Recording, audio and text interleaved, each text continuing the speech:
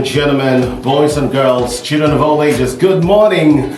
It's another interesting day to talk sports radio on KFM Radio. I go by the name Ben Dodo, Mr. Definition, paid to make you feel A-OK. With me in the studio this morning, no other but Taysom Nicholas and the middleweight champion Omo Babaujo Friday Joshua is right here, weighing 106 pounds after recovering from illness. He has I lost my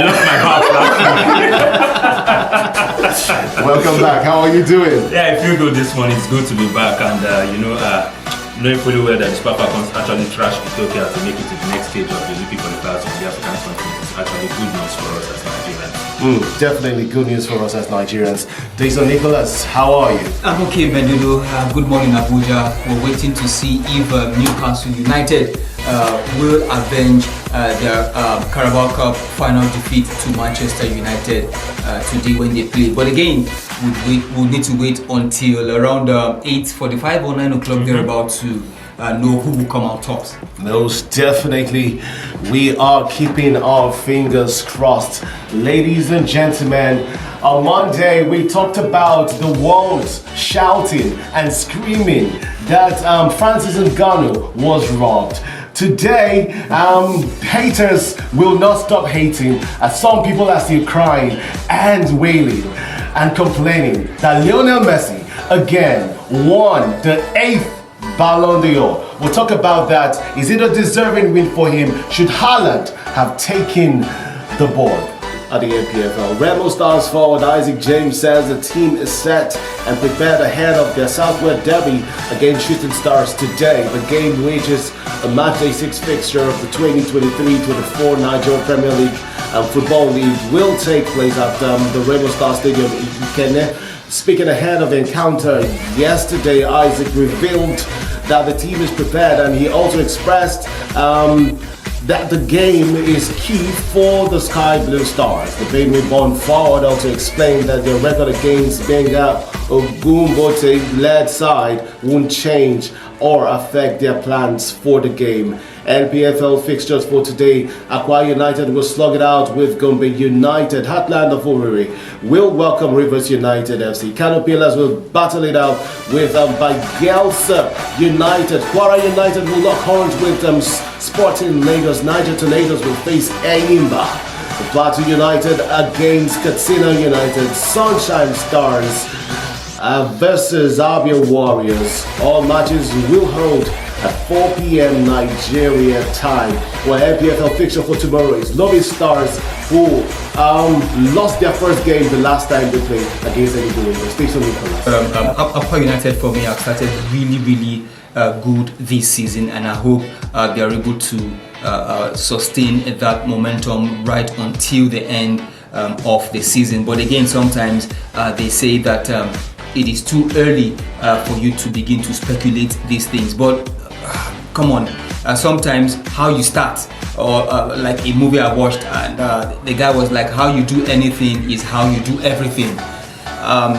For me, how they do anything from the beginning, which they have started well, will go a long way as to how they do everything at the end of the season. But again, I wouldn't want to see that abridged thing come up again at the end of the season. Whoever wins the league should be given the trophy and of course the prize money. But to all of the other teams who have started well, and NNL, for me again, for some they've started well.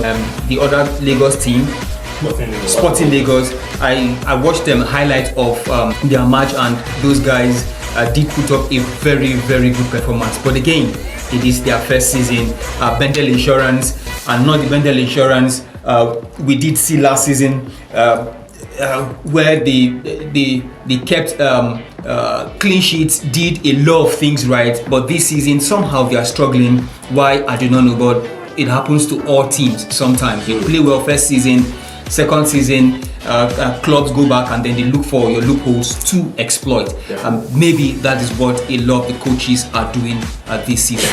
Why are you laughing? When we talk about being competitive, for me, it's nothing compared to the APL. And I've some of our legends have actually cast their opinions on the NPFL, and most recently is Kanu Wankwo, who said he would prefer the South Africa Premier League to the NPFL. And I remember when JJ made something similar to that, a lot of football fans in Nigeria came for his head, but that is the reality. It's just the reality. A league where you cannot put your money into that league with your heart 100% and go to sleep that something good is going to come out of the league. I think that is right about. And I remember, was it last week or 2 weeks there, but I complained about going back to the old tradition whereby the home team must win or draw.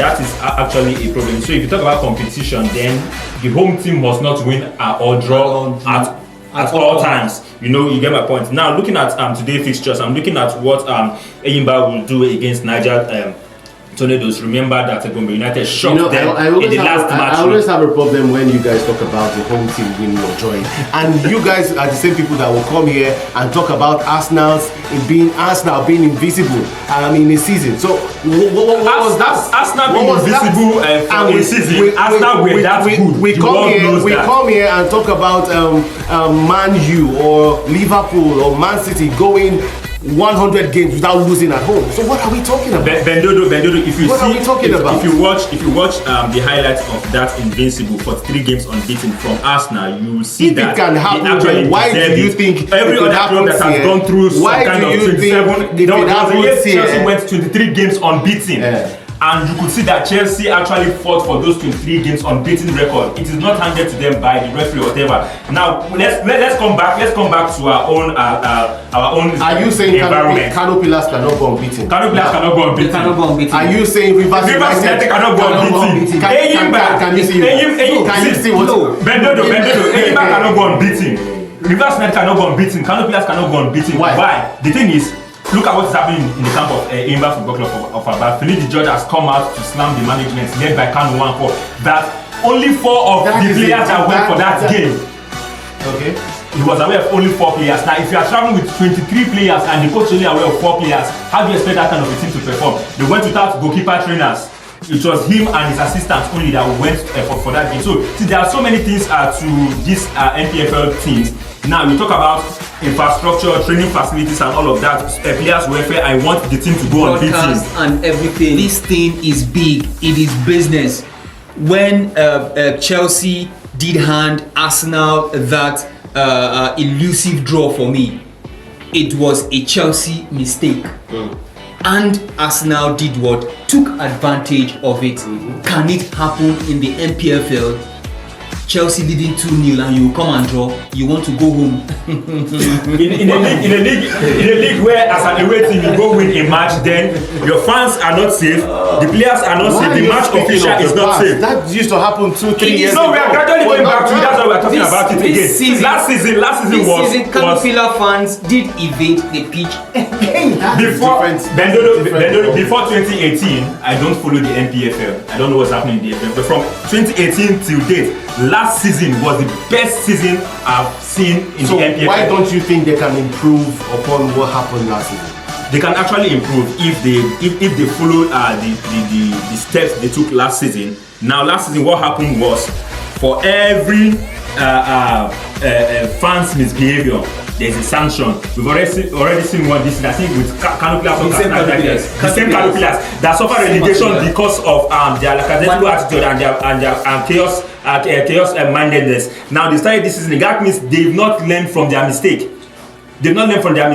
What you need to do is make sure that these teams are slammed heavily, that it take you 4 to 5 years to recover from it. Now look at what is happening to it's alright, but the head coach of Enyimba Football Club, Finidi George, has come out to blame the Kanu Wankwo led management team for the poor performance of the club at the African Football League.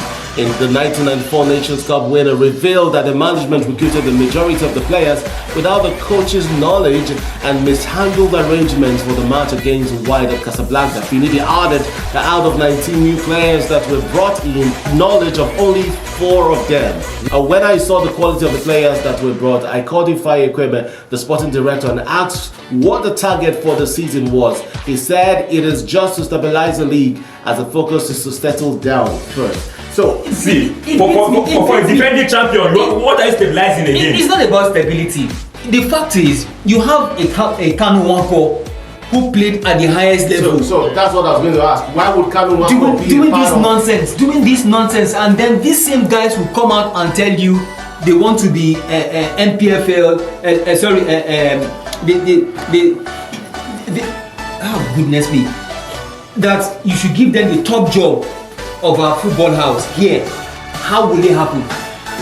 If as a coach, Finidi George is not a stranger to you, for God's sakes, telling you that I have knowledge of only 4 players, and probably those 4 players were players they retained last season that he worked with. You're bringing in 19 other new players without telling me the coach, and then you want me to go there and perform magic. Let's leave the selection aspect of it and come back to their prowess. Now you are the champion of the NPFL, their bridge season, and then you are coming back for the 2023-2024 season, talking about stabilization. What are you stabilizing? Now it clearly shows you that whatever happened last season was a fluke. Obviously. It was a fluke. When Leicester City won the EPL in 2016, the management nor the coach didn't come out to talk about stabilization in the EPL. Mm-hmm. What they are talking about is building on the legacy they've laid down. So you see, I think it's high time we take developmental football into consideration, where you plan not just for the short term but for the long term. Now we see a lot of NPFL clubs after winning the NPFL this season, you go to the continent, you disgrace us, you come back, even your local league, you cannot even finish in the top 4 again in the next 3 seasons. That is bad. Joining us, this is KFM Radio 92.9, the station that rocks. The program is Sport Draft. My name is Ben Dodo, Mr. Definition. Let us look at the world ranking of the best players in the world. And before I go to Lionel Messi, let's talk about our own Victor Osimhen, Nigerian striker and Napoli player who right now has the best stats of any Nigerian ever that plays the game football, being among the first 10 players in the world. But some Nigerians are still not happy about that. They said he should have been up there. Yeah, top 5. Top 5. Top 5 for me. And I'm saying, okay, if you are saying top 5, that means he should have taken the spot of Rodri. Do you think that is possible with what Rodri did last? Wait, hold on. Vinicius Junior, Real Madrid, with what he did last season, and Julian Alvarez winning the treble and winning the World Cup. Who do you think he should have displaced among these three? The question now is, how many matches did Julian Alvarez play? Did he play all matches? En route to them winning the treble? I don't think so. He didn't play all matches? He didn't play all of the matches. That I know. He played most of them. He didn't play most of the matches. He came in as a sub. He played good number of matches, but not majority of the matches. That I can tell you, because I've watched. And he scored crucial goals. I've watched bulk of Manchester City games last season. And he was and he was instrumental to Real Madrid. Did I say Real Madrid? Argentina winning the World Cup, apart from Lionel Messi. For Vinicius Junior, of course, that we do not have any doubt about him. Key to Real Madrid. Rodri, key to Manchester City. But again, I will ask, or I will drop this question. Now, the one man whose goals and whose effort with others gave Napoli the league in 33 years. Shouldn't that have been considered? Let me bring it back. Top 10. Let me bring it. He's number 8 in the world. Cristiano Ronaldo is not even on that list. Let me give you this illustration. If Osimhen were a white guy, I bet you Osimhen would have been number 3. Displacing Kylian Mbappe? Yes. I think he would have been number 3. In fact, it would have been Messi, Mbappe, Osimhen, if he were. All of that would have been put into consideration. Before going into the Balon De Oro. 33 years, these guys. Messi, Mbappe, Osimhen. Where would Haaland be? Where will you put Haaland? You shift him one side. Can you imagine? Shift him one side. A lot of people will be angry with you right now. How can you say that? You will put him aside. Haaland scored goals. Bendodo, before we get someone who the world is saying should have won the Ballon de Oro, and you are saying you shift him aside. Manchester City. Let's hear from City has won this league in the last 3 years. Okay. So he may not have struck a chord with a lot of people. I'm telling you, a club that stayed for like 33 years without winning, and then Pam, out of nowhere, this guy fires them to the trophy. Friday Joshua, It's a what big was thing. Serie A awards, and that is where they started robbing Osimhen. So whatever happened in the Balon d'Or for Osimhen to finish 8th is not a surprise to me, because for his contribution to Napoli for winning the Serie A title for the first time in 33 years, something only Maradona had done for them, and he could not be given the Serie A player of the season. That is a lot of questions for the Serie A awards. And the guy who was giving Serie A player Now, of the season I think was somewhere around 15th. now let's let's come back to the CAF awards, because that is what is in front of us now. Let CAF know that we are watching them eyeball to eyeball. He must not miss it, Face me, I face you. because if he does miss the CAF Player of the Year award, then it is evident that either we as Nigeria or the NFF are not playing the politics right, or we are just being robbed. So Mahrez who won the treble? What do you think? What was his contribution to the treble as compared to that of Victor Osimhen? See, these are some of the things we need to just put into consideration. See, in 2010, when Schneider... You see, these are the confusions they bring in all these things. A lot of us, again, we'll say... A lot of us... Messi what did you win? What did you win in the last couple of months? 2 times. Just the World Cup. Messi won the World Cup. Only the World Cup. That is the biggest... In 2010, Messi did not win the World Cup and was taking the award. Now, I think like 6-7 seasons later, he still didn't win anything and still got the award for not winning anything. Twice. Then, the goal contribution was brought forward. He beat me. And it was suitable for all the pro-Messi fans. And then the same Ronaldo who won the Champions League. Haven't we had situations where Ronaldo did not win anything, but had the highest number of goals and he won the No. What are you saying? For every season Ronaldo won the Balon d'Or, he has a trophy to show for it and goal contribution. Well, that's a lie. No, because I can tell you that the year this Bayern player was supposed to, what's his name? Ribery was supposed to win it. Ronaldo won nothing. Ribery won the treble. Why did he not win? You guys do not talk about that one, but when Messi wins, there's a problem. There is no problem. But I can tell you I just gave you facts. No, you didn't give us facts. I just gave you We facts. can tell you that bulk of the times Ronaldo have won the Balon d'Or. Twice that he won, he did not win a trophy. A trophy always goes with it. When he won it at Manchester United, there was a Champions League for him. There was the EPL to show for it. Messi has won 8 Balon d'Ors. Do you think he deserved the 8 Balon d'Ors that he won? Ben Dodo. Or the last one? Do you think Haaland should have won it? Ben Dodo, it is left to the faceless journalists, 52 journalists we do not know in this world who decide just about anywhere in this world. Let them go ahead and enjoy the Balon d'Or. But for the FIFA awards, that we know that it is players and coaches that we know, a lot of them will wait for that one and see if.